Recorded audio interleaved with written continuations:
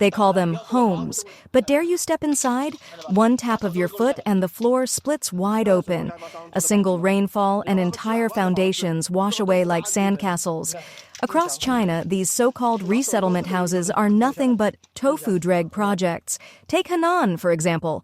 A man reveals his newly assigned apartment, walls already peeling, dirt everywhere, and it looks more like ruins than a new home. Netizens shake their heads. This is the very definition of shoddy construction. Who would risk their life living here? Look closely. This is the steel inside reinforced concrete. See this? Is this really steel? It bends with the slightest twist like a toy. Netizens mock, fake steel is everywhere in Chinese construction. In Henan, another villager presses his floor. It cracks instantly. He then bends the rebar with his hands as if it were plastic. Online jokes spread. Did they forget to add steel before pouring the concrete and just stomped it in afterward? If so, what's the point of rebar at all? And it's not just rural China. In Beijing's Dongcheng district, a relocation project literally sank after one rainfall. Some apartments are already leaking, though families haven't even moved in yet. Video after video exposes building after building full of problems. But when residents cry for help, officials dodge responsibility. Netizens say it straight. This is mocking people's lives. Elsewhere, workers dump cement onto loose soil and trash, calling it a road. Shut! The ground is so uneven you can tell it won't last a season. How long will this survive? One resident asks. Netizens respond, they're pocketing the money. Supervisors? Don't even ask. They've already been paid off. On June 26th, in Anhui, a wall from a resettlement house collapsed and smashed a car. The homeowner asked, if this had hit a person, who takes responsibility? The government, the developer, or us?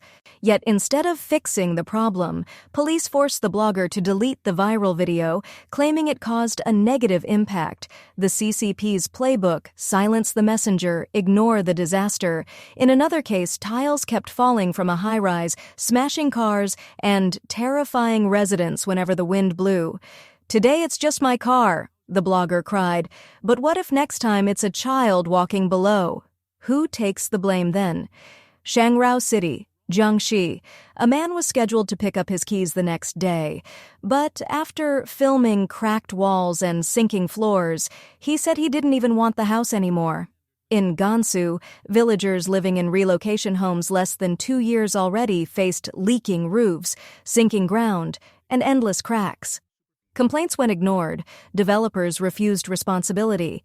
In the end, residents were forced to repair their so-called brand-new homes themselves.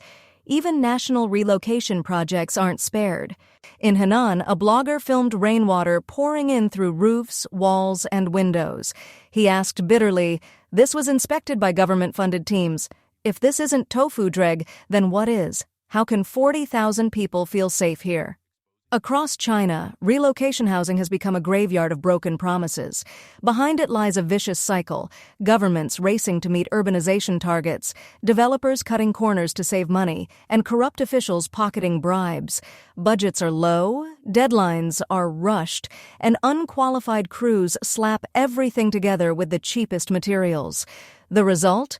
A nationwide catastrophe where millions are trapped in homes collapsing before their very eyes. In China, relocation housing has become a breeding ground for corruption and cut corners. Local governments turn a blind eye. Quality inspections are staged performances, and once problems surface, developers, property managers, and officials all point fingers at each other, leaving residents helpless. Most victims are farmers, with little money or knowledge to defend themselves. Compared to commercial housing, these projects have weaker funding, weaker oversight, and zero accountability. The perfect recipe for tofu-dreg disasters. And the truth is, even so-called luxury properties aren't safe. Take Zhengzhou. On May 27th, at the Yijiang Yuntuo complex, a homeowner discovered that just rubbing the floor with a plastic bottle cap left a dent. The video went viral instantly. Netizens mocked, "There isn't any cement, just dirt." The next day, the blogger scraped the floor barehanded. Commenters joked, Careful, dig any deeper and you'll break through to your neighbor downstairs. But the nightmare didn't stop there. The building's load-bearing columns were hollow, stuffed with trash. Support walls weren't concrete at all, but yellow soil mixed with rubble. Experts warned, forget 70 years, these homes won't even last 10. Yet developer Shu Hui Group had sold the project as a riverside paradise. Luxury villas, gleaming high-rises, international schools, and a private clubhouse. Buyers paid 16,000 yuan per square meter, expecting prestige and comfort. Instead, they got cracked floors, fake cement, and hollow walls. Their dream homes turned into ticking time bombs, and Zhengzhou isn't alone. Across China's cities, glossy towers hide fragile shells. Strong winds rip tiles off rooftops, railings snap in seconds, and walls crumble without warning. Families live in fear, wondering when the next collapse will strike.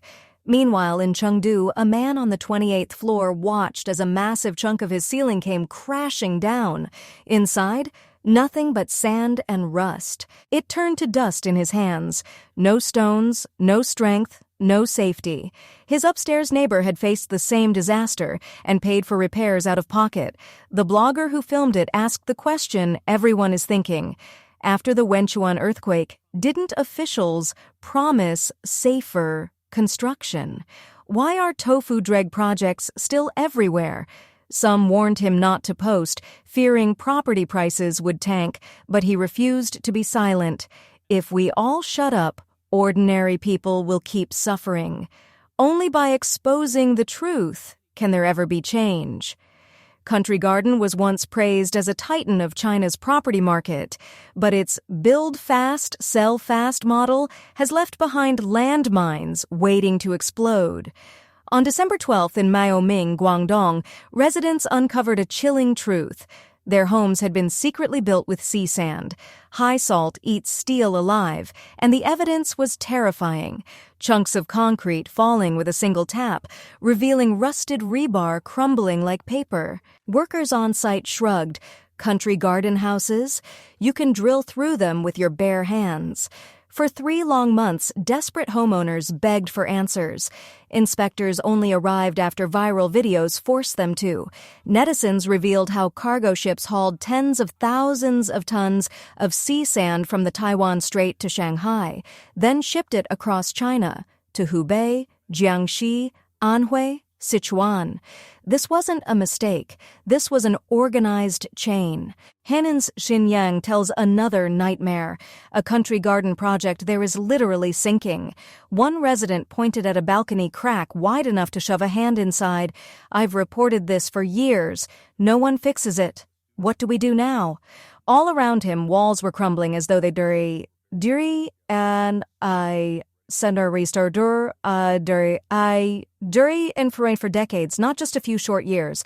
In Zhejiang's Zhangqiao, the Manuewan complex handed over in 2022 turned into a disaster zone overnight. Nearly 80% of homes had serious structural defects.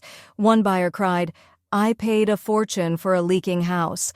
Now I spend my own money on repairs while neighbors call me a troublemaker. People have lost all empathy." A construction veteran of 15 years didn't hold back. This is pure tofu-dreg. The concrete isn't even close to standard. Here's the brutal truth. Different building heights demand different concrete strength. 6 floors, 11, 21, 31.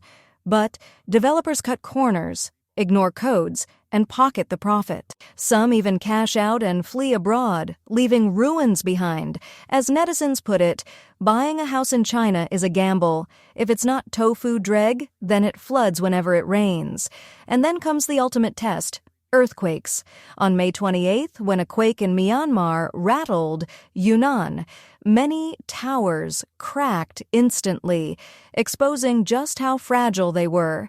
Yet when residents demanded answers, officials brushed them off. Cracks are nothing to worry about. One furious homeowner snapped back, "Nothing to worry about." Every wall in my apartment is splitting wide open. Where are we supposed to live? Management fixed the elevators but ignored the building itself.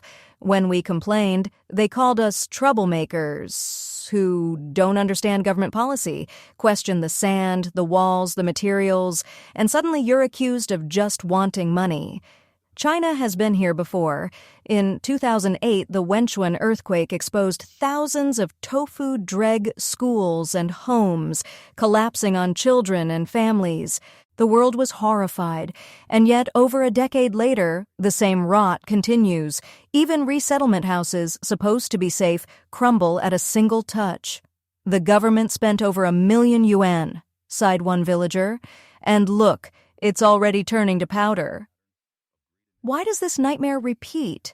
The answer is corruption and collusion. Land finance ties officials and developers together. Nearly 70% of every home's price is just land costs and taxes. That means local governments and builders feast off the same profits. To sell land quickly and inflate revenue, officials ignore shady developers and turn blind eyes to garbage construction. And when disaster explodes, authorities shield companies, not people. Inspection agencies, controlled by local governments, almost never defend homeowners. In 2021, in Xi'an, furious buyers protesting shoddy housing weren't protected. They were arrested for disturbing public order. Outrage flooded the internet, but the message was clear. In China, officials care more about silencing victims than saving lives.